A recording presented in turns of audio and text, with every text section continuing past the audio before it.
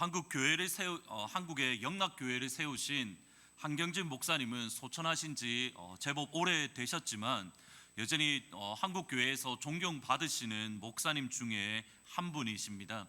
한경진 목사님이 지금까지 존경을 받으시는 이유는 그분이 사셨던 삶의 여정들 때문입니다.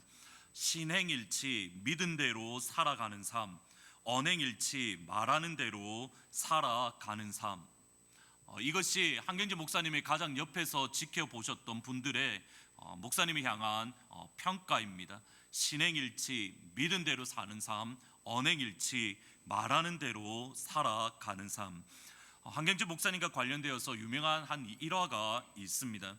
목사님께서 은퇴하신 이후에 남한 산성의 허스름한 사택에서 나머지 여생을 지내셨습니다. 하루는 한국교회 리더십에 계신 여러 목사님들이 한경진 목사님을 찾아서 방문을 하셨습니다. 이런저런 이야기들을 말씀을 나누시는 가운데에 한 분의 목사님이 이렇게 말씀을 하셨습니다. 목사님, 오래간만에 교계의 중진들, 교계 목사님들, 목회자들이, 리더십 목사님들이 한 자리에 모였는데 목사님 좋은 말씀 한마디 해주시면 좋겠습니다 라고 한 목사님이 요청을 하셨습니다. 한참을 생각하시던 한경진 목사님이 간곡한 어조로 이렇게 말씀을 하셨습니다. 목사님들, 예수 잘 믿으세요. 목사님들, 예수 잘 믿으세요. 이미 한국교회를 이끌어 가시는 목회자로서 한국교회 자체를 이끌어가는 리더십의 목사님들에게 다른 그 어떠한 말이 아니라 예수 잘 믿으세요라고 간곡한 부탁을 하셨던 한경진 목사님의 말씀은 동일한 목회자인 저에게 많은 생각 또는 많은 고민을 가지게 만듭니다.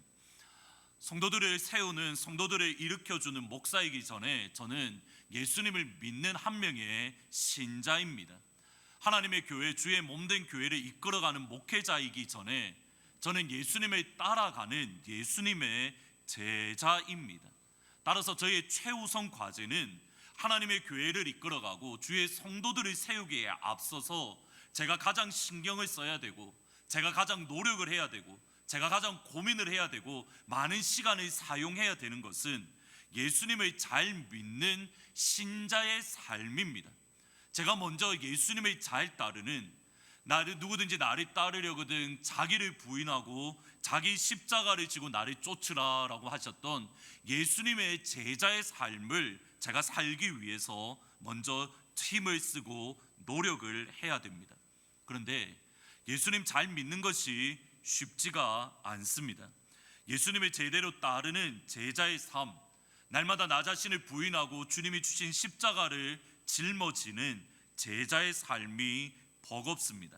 여기에서 오는 갈등 또는 여기에서 오는 아픔, 고민들이 항상 제 영혼 한 마음 한 구석에 자리를 잡고 있습니다. 근데 이 고민은 다름 아닌 바울 역시도 가지고 있었습니다.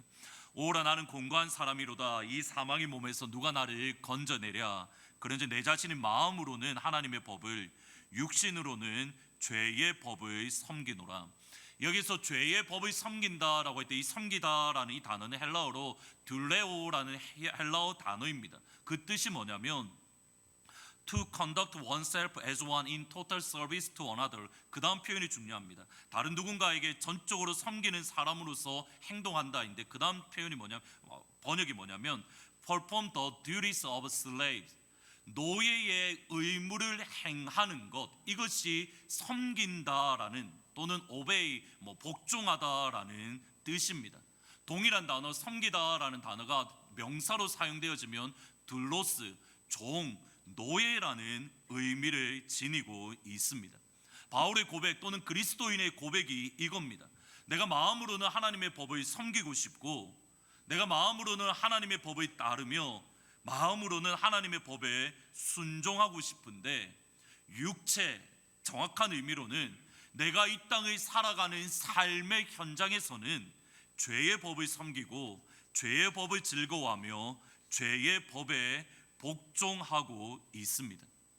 예수님을 잘 믿고 싶고 하나님의 말씀에 순종하며 하나님의 기쁨이 되는 삶을 살고 싶은데 그것이 쉽지가 않습니다. 그리고 바로 이 모습이 예수님을 믿은 이후 그리스도인으로 살아가는 저와 여러분의 삶 속에서 실제로 우리가 경험하는 현실입니다. 정말 예수 잘 믿고 싶은데, 예수님의 제자로 이 땅을 살아가고 싶은데, 마음으로 하나님의 법이 무엇인지도 알고 하나님의 뜻이 무엇인지도 아는데, 실제로 우리의 삶의 현장에서는 그것이 뜻대로 되지 않습니다. 그리고 하나님의 법, 죄의 법 사이에서 영적 갈등을 하는 성도, 하나님의 법, 죄의 법 사이에서 영적 아픔을 느끼는 그리스도인을 향하여 끊임없이 괴롭히고 끊임없이 아프게 하는 것이 다름 아닌 정죄 또는 죄책감입니다. 하나님의 법의 딸은 무엇인지 알지만 섬기지 못하는 그리스도인을 변함없이 괴롭히고 아프게 하는 것이 정죄와 죄책감입니다. 저희들이 정죄라는 단어 또는 죄책감이라는 단어와 생각할 때에 그리스도인으로서 저희들이 반드시 기억해야 될 사실이 있습니다. 우리 안에 있는 그리스도인으로서 우리 안에 있는 정죄의식, 예수 믿는 성도로서 우리 안에 있는 죄책감을 부추기는 존재인 마귀라는 존재를 저희들이 기억을 해야 됩니다.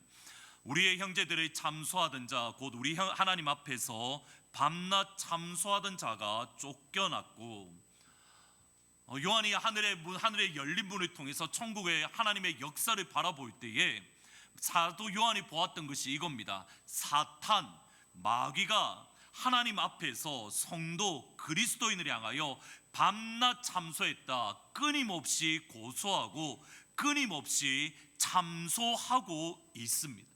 그런데 방금 읽으셨던 요한계시록 12장 말씀에 보면 마귀 또는 사탄이 그리스도인을 향하여 또는 성도들을 고소하는데 누구에게 고소하고 누구에게 비난을 하냐면 다름 아닌 하나님 아버지에게 고소를 하고 하나님 아버지에게 비방을 하고 있습니다. 하나님, 저 성도를 보십시오. 안성수 성도를 보십시오. 목사인데 하나님 저렇게밖에 못 살고 있습니다. 말씀을 주일마다 선포하는데 하나님의 말씀과 상관없는 삶을 살아갑니다. 원수 마귀가 하나님을 향하여 끊임없이 고소하고 고발하고 있는 겁니다. 동시에 하나님을 향하여 끊임없이 성도들을 고발하는 사탄은 우리 영혼을 향하여서도, 예수를 믿고 섬기는 그리스도인의 양심을 향하여서도, 신앙 양심을 향하여서도 끊임없이 고소하고 고발하며 거짓으로 모함하고 있습니다. 가령 스가랴 3장 1절 말씀을 한번 같이 읽어 보시겠습니다. 대제사장 여호수아는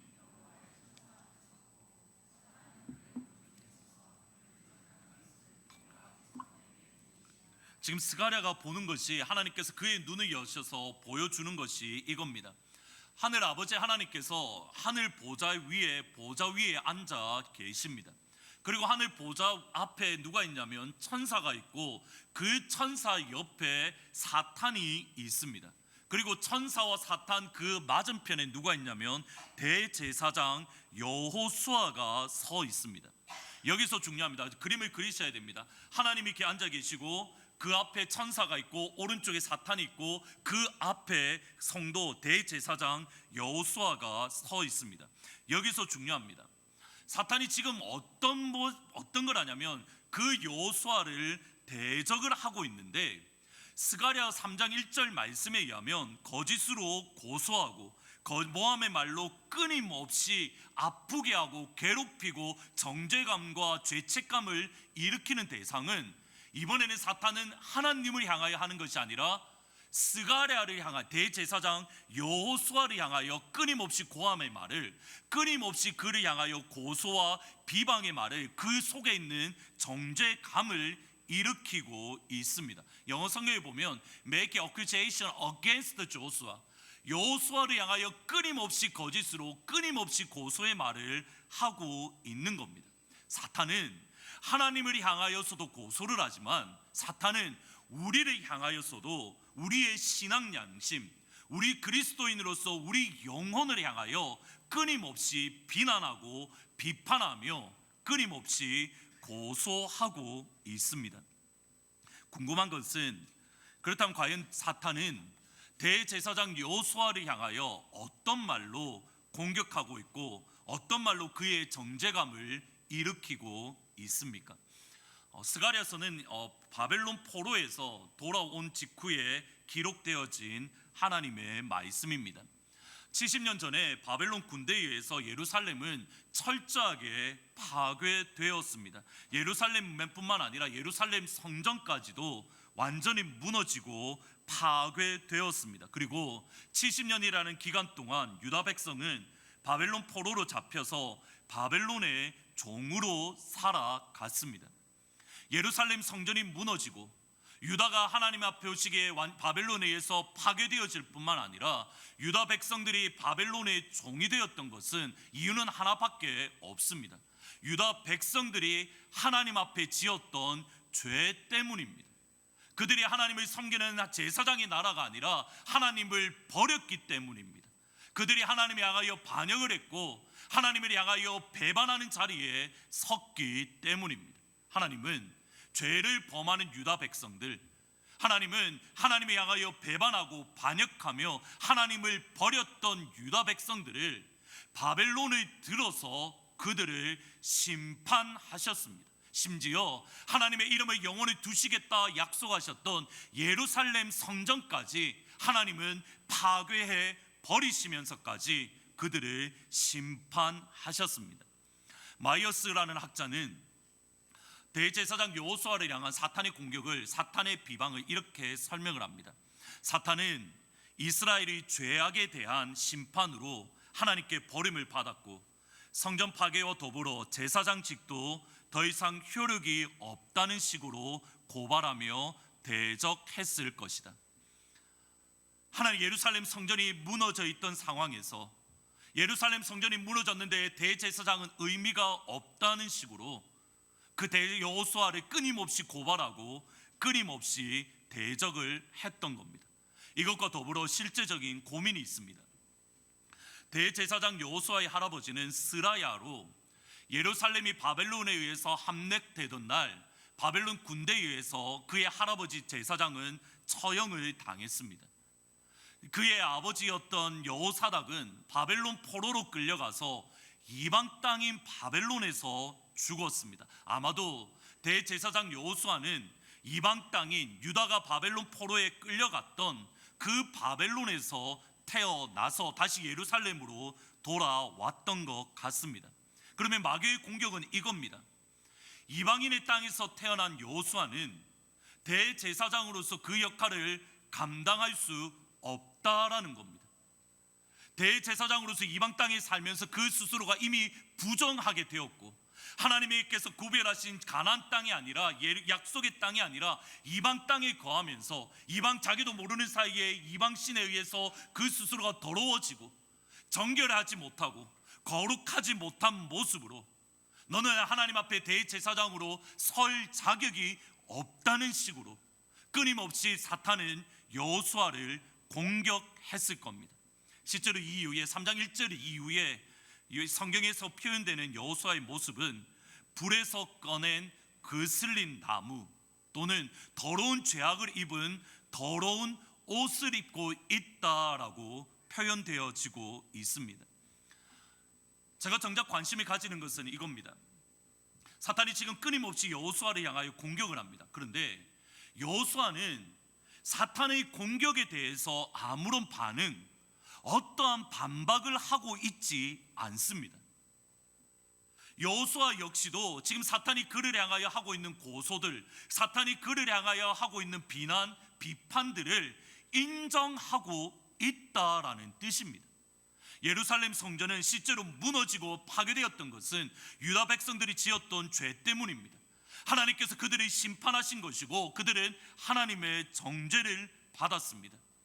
여호수아 스스로 보기에도 자기가 얼마나 무력한 존재인가, 하나님 보시기에 얼마나 가치 없는 존재인가 그 스스로 인정했던 겁니다.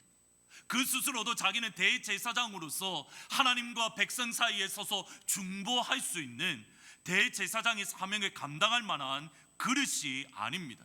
이방인의 땅에서 태어났기 때문에 그가 스스로도 부정한 존재임을 고백을 합니다. 이방인의 땅에서 태어났기 때문에 그 스스로가 인정하는 것이 말씀의 깊이가 없습니다. 이방인의 땅에서 태어났기 때문에 그 스스로가 인정하는 것이 기도할 줄 모릅니다. 이방인의 땅에서 태어났기 때문에 그 스스로가 인정하는 것이 제사를 어떻게 드려야 되는가, 하나님 앞에 거룩의 삶을 어떻게 살아야 되는가, 그 스스로가 인정하고 있었습니다. 모두 사실입니다. 대제사장 여호수아에게는 선한 그 어느 것을 찾아볼 수 없었습니다. 사탄은 끊임없이 여호수아의 마음속에 있던 죄책감, 그가 가지고 있던 무력함, 하나님 앞에 가지고 있는 무기력함을 끊임없이 불러일으키며 그에게 정죄감을, 그에게 죄책감을 불러일으켰습니다. 원수 마귀는 동일하게 저와 여러분을 향하여도 끊임없이 죄책감과 정죄의식을 일으키고 있는 존재입니다. 동시에 우리 안에 숨기고 싶은 죄, 또는 우리가 정말 감추고 싶은 영적인 고민을 벌거벗은 듯이 모두 드러내시는 또 다른 한 분이 계십니다. 히브리서 4장의 말씀 같이 한번 읽어 보시겠습니다. 하나님의 말씀, 더 예리하여 혼과 영과 및 관절과 골수를 찔러 쪼개기까지 하며 또 마음의 생각과 뜻을 판단하나니 지은 것이 하나도 그 앞에 나타나지 않음이 없고 받으실 이의 눈앞에서 만물이 벌거벗은 것 같이 드러나느니라. 지금 히브리서 말씀을 잘 보셔야 됩니다. 하나님의 말씀 앞에서 우리 존재 자체는 결코 숨을 수가 없습니다. 하나님의 말씀 앞에서 우리의 존재 자체는 마치 벌거벗은 것처럼 우리의 모든 것이 다 드러납니다.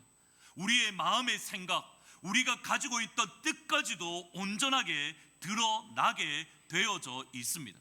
우리가 감추고 싶었던 것이 모두 다 드러나기 때문에 사실은 우리가 하나님으로부터 멀어지면 멀어질수록, 우리가 죄를 지으면 지을수록, 우리가 하나님의 말씀을 어기면 어길수록 어떤 현상이 드러나냐면 정말 기도하기가 싫습니다. 우리가 하나님으로부터 멀어지면 멀어질수록 정말 하나님의 말씀을 읽기가 싫습니다. 왜냐하면 숨기고 싶은데, 감추고 싶은데, 이것을 잊어버리고 싶은데 하나님의 말씀 앞에서 끊임없이 우리의 죄악의 문제가, 우리가 감추었던 죄악의 모습이, 우리가 정말 숨기고 싶었던 그 연약함들이, 그 부족함들이, 그 실수가, 넘어짐이, 하나님 앞에서 지었던 수없이 많은 죄악들이 하나님의 말씀 앞에 하나도 가리지 아니하고 하나님의 말씀이 모든 것을 온전하게 드러내기 때문입니다. 심지어는 하나님의 말씀이 선포되어지는 그 시간, 하나님의 말씀 앞에 정직하게 섰을 때에 너무 괴롭습니다. 하나님의 말씀 앞에 섰을 때엔 정말 힘이 듭니다. 숨고 싶은 마음이 들 정도입니다. 사도행전 2장 37절에 보면 그들이 이 말, 스데반 집사의 말을 듣고, 베드로의 말을 듣고 마음에 찔려 이르되, 영어 성경에 보면 they were caught, 그들의 완전히 이렇게 난도질을 당했다, 헬라어 표현을 빌리면 난도질을 당했다라는 뜻입니다. 조금 전에 읽었던 말씀에도 하나님의 말씀은 살아있어 활력이 있어 좌우의 어떤 검보다 더 예리하여 혼과 영과 및 관절과 골수를 찔러 쪼개기까지 하며, 우리가 하나님 말씀 앞에 정말 정직하게 서면 이 아픔이 있습니다. 우리가 정말 하나님의 말씀 앞에 바르게 서 있다면 이 괴로움이 있습니다.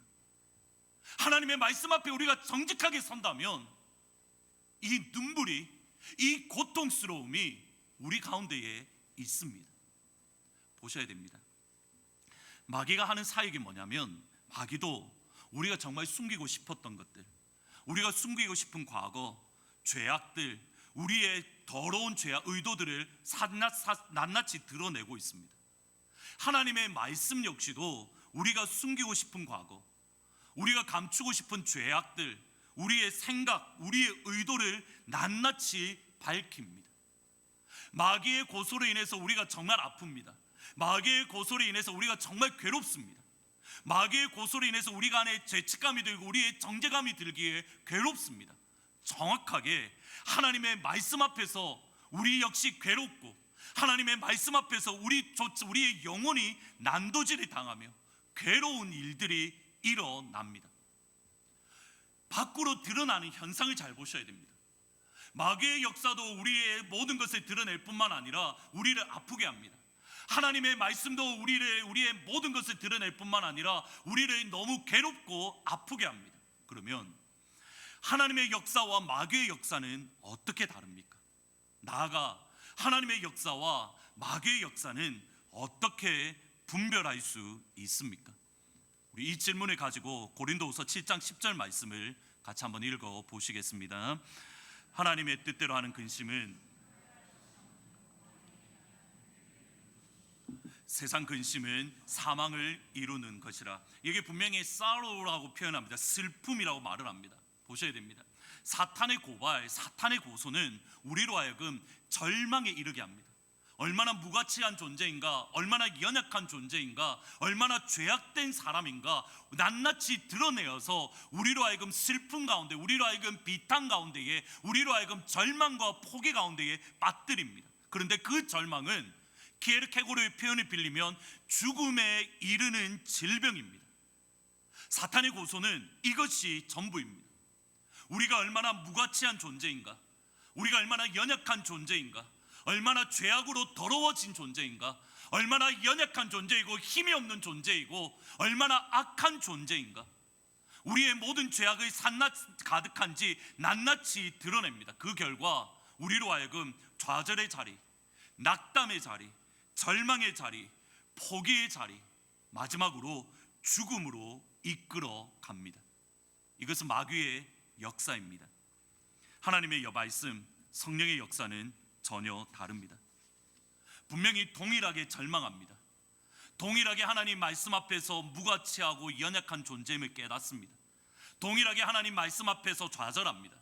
동일하게 하나님 말씀 앞에서 절망하고 낙담합니다. 그 다음이 중요합니다. 우리로 하여금 절망과 우리로 하여금 슬픔에 빠지는 것이 목적이 아니라 그 다음 표현이 무엇입니까? 하나님의 뜻대로 하는 근심, 더 sorrow라고 분명히 이야기를 합니다. 우리가 하나님의 뜻대로 하는 슬픔, 하나님의 뜻대로 하는 절망, 하나님의 뜻대로 하는 포기, 하나님의 뜻대로 하는 괴로움은 우리로 하여금 근심은 후회할 것이 없는 구원에 이르게 하는 회개를 이루는 것이요, 우리가 하나님 말씀 앞에서 우리의 무가치함을 발견하게 되면 죄로부터 멀어지게 만들고 그 결과 하나님 앞에 구원의 자리에 이르게 하는 회개의 자리로 저와 여러분을 이끌어 가는 겁니다. 이것이 결정적인 차이입니다. 우리의 죄인됨, 나 자신을 바라보며 가지게 되는 절망, 낙담 후에 여러분이 회개의 자리에 서게 된다면 그것은 성령 하나님의 역사입니다. 근데 보셔야 됩니다. 여러분의 과거가 기억나고 여러분의 죄가 기억나서 절망의 자리에 머물러서 회개의 자리로 가지 아니하고 절망의 자리에 머물러 있다면, 여러분의 하여금 낭망의 자리에 머물러 있다면, 여러분이 여전히 포기의 자리에 머물러 있다면 그거는 하나님의 역사가 아닙니다. 하나님의 역사는 우리로 하여금 포기하게 해서 그 이후에 회개의 자리로 이끌어갑니다. 하나님 앞에 얼마나 죄인인가, 우리가 하나님 앞에 얼마나 무기력한 존재인가, 회개의 자리로 이끌어가는 것은 성령의 역사입니다. 그러나 우리로 하여금 회개의 자리가 아니라 우리로 하여금 절망의 자리에 머물러 있게 한다면, 우리로 하여금 슬픔의 자리에 머물러 있게 한다면 그것은 하나님의 역사가 아닌 원수 마귀의 역사인 겁니다. 우리가 하나님 말씀 앞에 서서 철저하게 죄인임을 우리를 바라보며 절망과 낙담을 함으로, 그러므로 우리가 회개의 자리에 섰을 때 잘 들으셔야 됩니다. 나 자신을 바라보면 내가 연약한 존재이고, 그러므로 실망하고 절망하고 포기하고 낭망하고, 그리고 넘어진 그 이후에 우리가 회개의 자리에 서게 된다면 그때에 비로소 할 수 있는 고백, 그때에 저와 여러분의 영혼 깊은 곳에서 나오는 고백이 무엇이냐면 로마서 8장 1절과 2절입니다. 같이 한번 믿음으로 고백해 보십니다. 그러므로 이제 그리스도 예수 안에 있는 자에게는 이는 그리스도 예수 안에 있는 생명의 성령의 법이 죄와 사망의 법에서 너를 해방하였습니다. 그때에 비로소 성경이 이렇게 선포합니다. 이제 더 이상 정죄가 없노라. 이제 그리스도 예수 안에 있는 자에게는 결코 정죄가 없나니 이제는 생명의 성령의 법이 죄와 사망의 법에서 너를 해방하였다. 너에게 자유를 주었다라고 선포하는 겁니다. 우리의 힘으로 노력 해결할 수 없었던 죄의 문제, 죽음의 문제가 마침내 해결이 되는 겁니다. 감당할 수 없었던 정죄의 문제가 이제는 감당할 수 있게 됩니다. 예수 안에 있으면 죄의 문제가 이미 해결함 받았습니다. 예수 안에 있으면 죽음의 문제가 이미 해결받았습니다. 예수 안에 있으면 이 모든 정죄에서 이미 자유를 얻었습니다. 예수 안에 있으면 죽음에 이르는 절망이 사라질 줄 믿습니다. 성경이 분명히 단호하게 선언합니다. 예수 안에 있는 결코 정죄가 없느니라. 헬라어 원문을 보면 이렇게 번역됩니다. No condemnation. 이 단어가 먼저 있습니다. 결코 정죄가 없느니라. Liberation. 자유가 너희에게 있느니라.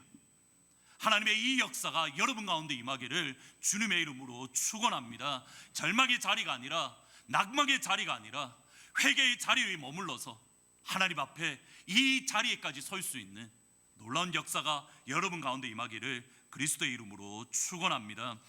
죽음의 문제, 정죄의 문제, 죄의 문제가 우리를 발목 잡지 못하는 이유가 어디에 있습니까? 오늘 이것이 중요합니다. 한번 3절 말씀을 같이 한번 다시 읽어 보시겠습니다. 본문 3절 말씀입니다. 같이 읽으십니다. 율법이 육신이 연약하여 할 수 없는 그것을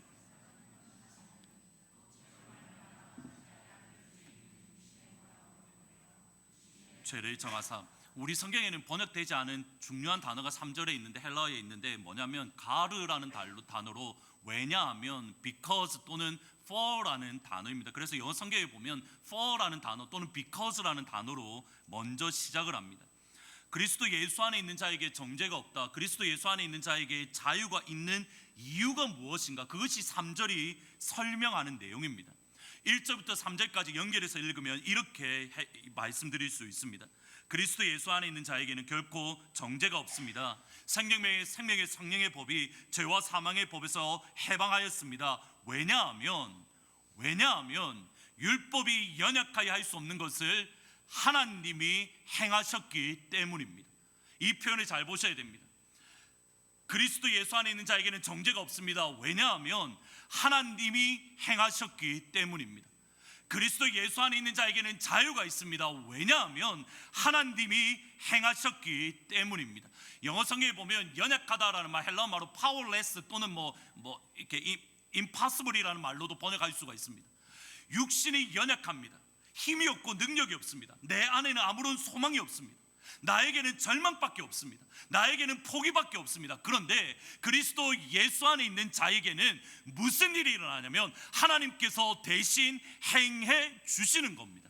나는 할 수 없는데 누가 하시냐면 하나님이 대신 행해 주시는 겁니다. 나는 부족한데, 나는 파워레스, 나는 소망도 없고 힘도 없고 능력도 없는데 하나님 아버지는 힘이 있으시며 하나님 아버지는 권세가 있으시며 하나님 아버지는 능력을 가지고 계신 겁니다. 말씀 한마디로 우주를 창조하셨던 하나님은 여전히 오늘 이 시간에도 능력을 행하실 수 있습니다. 말씀 한마디로 죽은 나사로를 살리신 하나님은 저와 여러분을 위하여 대신 행할 수 있는 겁니다.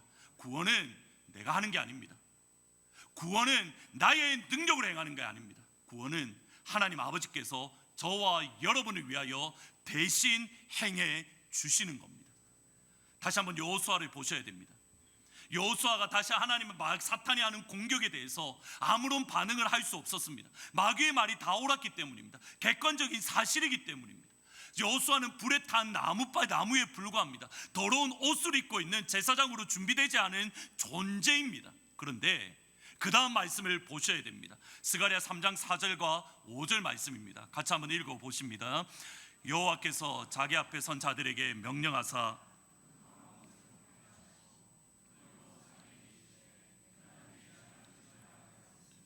내게 아름다운 옷을 입히기라 하시기로 내가 말하되 정결한 관을 그의 머리에 씌우소서 하며 곧 정결한 관을 그 머리에 씌우시며 옷을 입히고 여호와의 천사는 곁에 섰더라. 보셔야 됩니다. 대제사장 여호수아가 자기의 더러운 옷을 벗어버린 게 아닙니다. 대제사장 여호수아가 스스로 정결한 관을 쓴 게 아닙니다. 정확하게 성경은 이렇게 말씀을 합니다. 내가 너의 죄악을 이미 제거하였노라. 제사장 스스로가 제거한 것이 아니라 하나님께서 너의 죄를 이미 제거하였노라. 그 더러운 옷을 벗겨버리고 새로운 정결한 옷을 입혀주라. 그 머리에 정결한 관을 대신 씌워주라. 나는 할 수 없지만 하나님은 하십니다. 나는 감당할 수 없지만 우리 하나님은 하실 수 있으십니다. 여러분을 향하여 하나님의 평가는 이겁니다.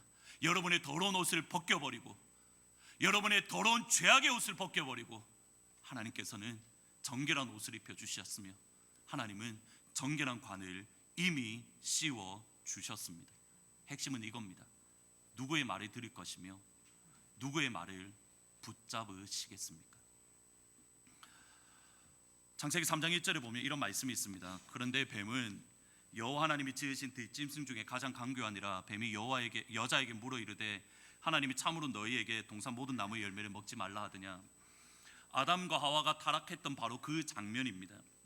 근데 제가 이렇게 성경 공부를 이렇게 하다 보면 이 구절에 종종 말씀을 드리는데, 근데 저희 성도님들이 이렇게 쉽게 간과하는 것 또는 눈치채지 못하는 부분들이 있는 것 같습니다.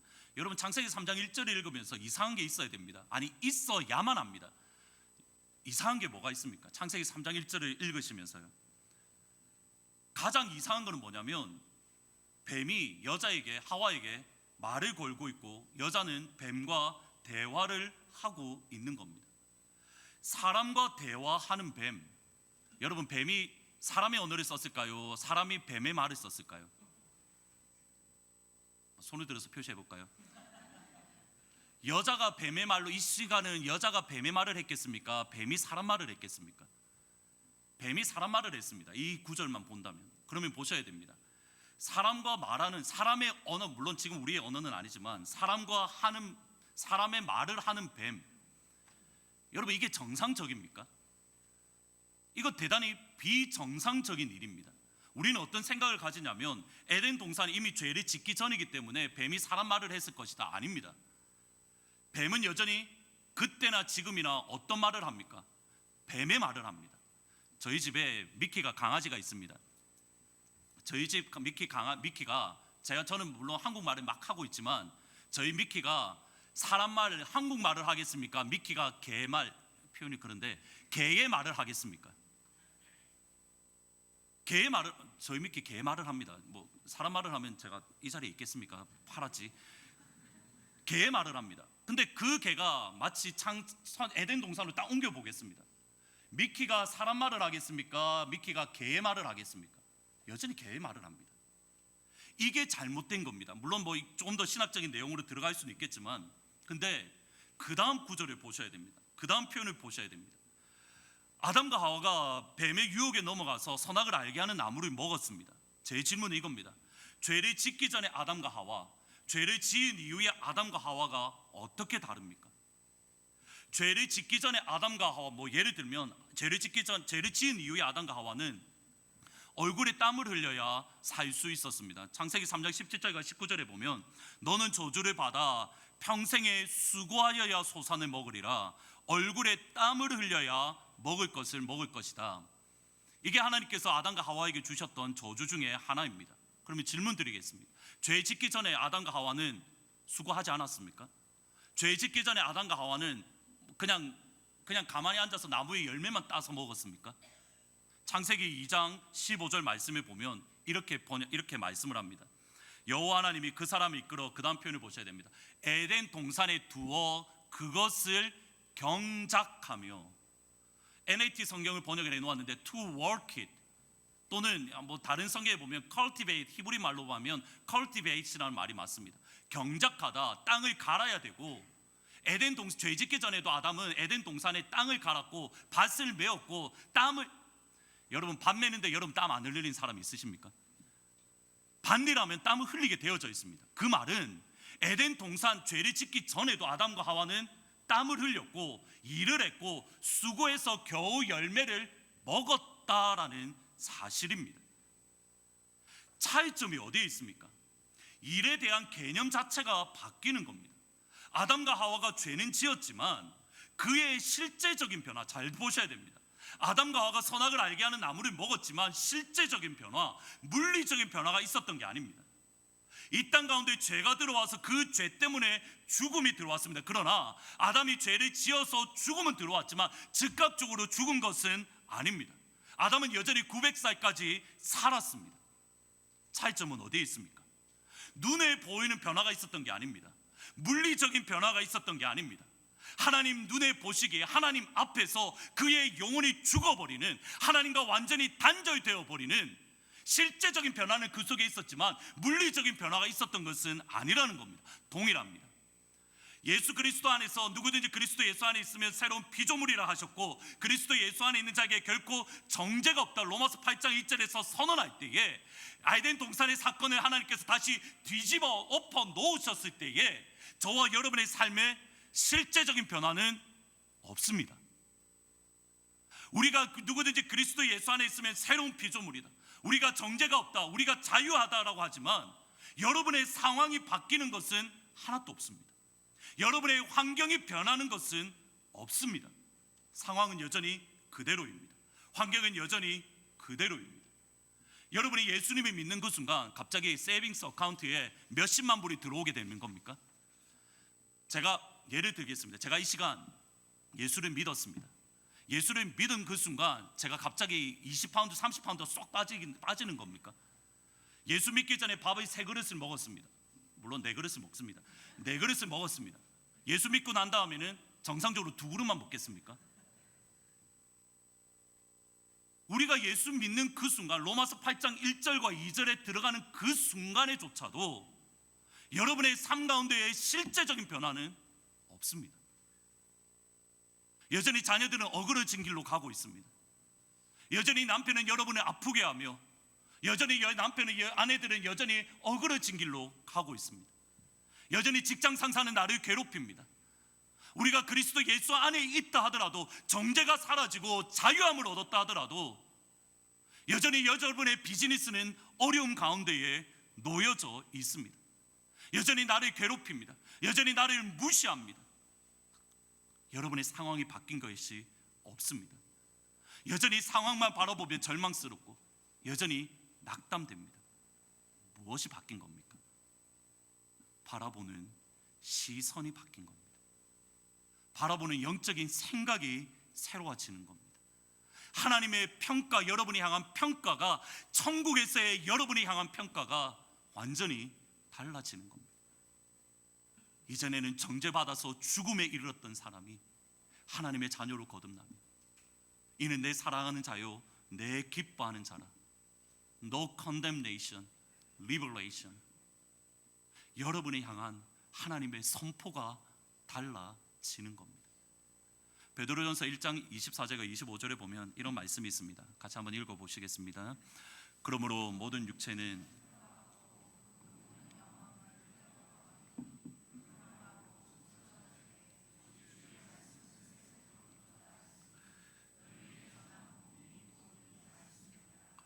세상의 모든 것은 변합니다. 모든 육체는 풀과 같습니다. 풀은 마르고 꽃은 떨어져도 주의 말씀, 하나님의 말씀은 세세 영원토록 변함이 없습니다. 저는 변함없는 그 하나님의 말씀을 신뢰합니다. 저는 변함없으신 하나님의 말씀을 여전히 붙듭니다. 그러기에 나의 상황은 바뀌지 않더라도, 나의 환경은 여전히 절망스럽더라도, 여전히 내가 질병 때문에 어려움을 겪고, 여전히 가정에서 내가 아픔을 겪고, 직장에서 상사들이 나를 괴롭히고, 나에게 주어진 상황은 바뀌지 않는다 하더라도 하나님의 말씀은 이것입니다. 그러므로 그리스도 예수 안에 있는 자에게는 결코 정죄함이 없나니 그리스도 예수 안에 있는 생명의 성령의 법이 죄와 사망의 법에서 너를 해방하였습니다. 여러분, 무엇을 붙드시겠습니까? 무엇을 신뢰하시겠습니까? 하나님의 말씀을 붙드십시오. 정죄 없다라는 주의 말씀을 붙드십시오. 예수님을 향하여 하셨던 말씀, 내 사랑하는 아들이요 내 기뻐하는 자라. 주님의 말씀을 붙들고 이 땅을 살아가는 귀한 주의 성도들 다 되시기를 주님의 이름으로 축원합니다. 말씀을 생각하시면서 오늘 아마 처음 배우는 찬양 부르시는 분들도 계실 건데, 주님을 사랑하는 기쁨을, 즐거움을 빼앗기지 않게 하소서. 다 같이 배우시면서 말씀을 생각하시면서 찬양하시고 잠시 기도하십니다. 주님을 사랑하는 기쁨을, 주님을 사랑하는 기쁨